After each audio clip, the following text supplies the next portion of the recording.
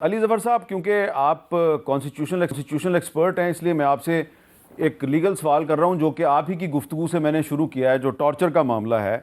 तो जो United Nations का जो convention against torture and other cruel inhuman और डिग्रेडिंग ट्रीटमेंट और पनिशमेंट है, ये जो एक इंटरनेशनल कन्वेंशन है, इस पे पाकिस्तान ने दस्तखत किए हुए हैं। और जो 17 अप्रैल 2008 का दिन था, पाकिस्तान ने इस कन्वेंशन पर दस्तखत किए। 23 जून 2010 को पाकिस्तान ने इस कन्वेंशन की यानी कि इस मुआहदे की तौसीक कर दी। 2017 में पाकिस्तान ने इस सिलसिले में पहली जायज़ा रिपोर्ट पेश की और 2022 में पाकिस्तान ने इदारे को दूसरी रिपोर्ट पेश की। और अब आलमी इदारा पाकिस्तान की रिपोर्ट का जायज़ा लेगा और जायज़ा लेने के लिए कुछ जो डेलीगेशंस हैं वो पाकिस्तान में आने वाले हैं। हुकूमत ख्वाह कोई भी हो, मैं आपसे जानना चाहता हूँ, बीइंग अ कॉन्स्टिट्यूशनल एक्सपर्ट, कि इस तरह के जो इंटरनेशनल कन्वेंशंस हैं ह्यूमन राइट्स के साथ जिनका ताल्लुक़ है, उन पर दस्तखत की यकीन दहानी करवा के पाकिस्तान ने यूरोपीय यूनियन से GSP प्लस स्टेटस लिया हुआ है। 27 इंटरनेशनल कन्वेंशंस हैं related to human rights, labour laws, child rights. अगर उनको पाकिस्तान की स्टेट जो है वो रिस्पेक्ट नहीं करेगी और इन इंटरनेशनल कन्वेंशंस की जिसमें ये टॉर्चर के ख़िलाफ़ जो कन्वेंशन है ये भी सर फहरिस्त है, अगर पाकिस्तान की रियासत इनको रिस्पेक्ट नहीं करेगी तो फिर क्या आप नहीं समझते कि पाकिस्तान की रियासत का बाद में आगे चल के नुकसान भी हो सकता है?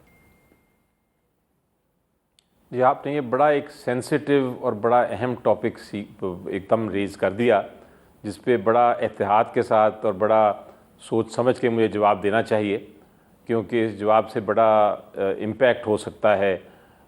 हमारी मईशत पे, हमारे इकॉनमी पे। जहाँ तक ट्रीटीज़ का ताल्लुक़ है, जनाब, बड़ा वाज़े है कि जब आप ट्रीटी रेटिफाई कर दे एक हुकूमत, स्पेशली जब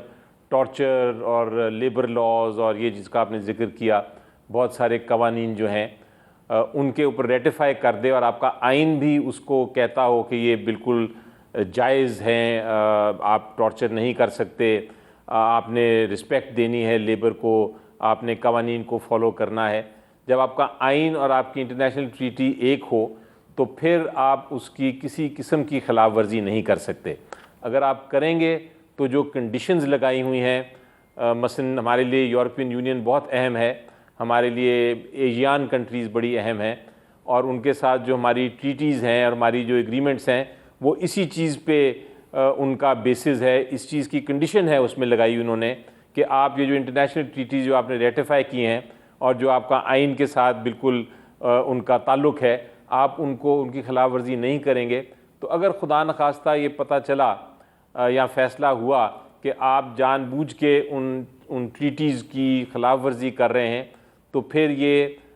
उसका इम्पैक्ट, मैं इसे आगे नहीं कहूँगा, उसका इम्पैक्ट बहुत संगीन हो सकता है। वो ट्रीटीज़ जो हैं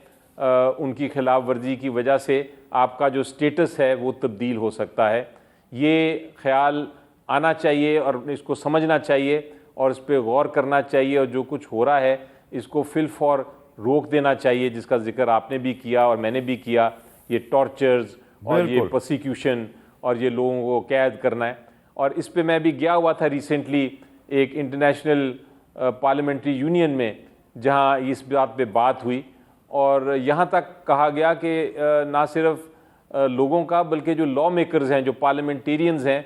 उनको भी टॉर्चर के ख़िलाफ़ कोई तहफ़्फ़ुज़ नहीं पाकिस्तान में। और ये एक बहुत सीरियस, अच्छा, बस यहीं पे मेरा ख्याल है आप भी ब्रेक लगा लें यहीं पे, और मैं भी यहीं पे ब्रेक लगा लेता हूँ,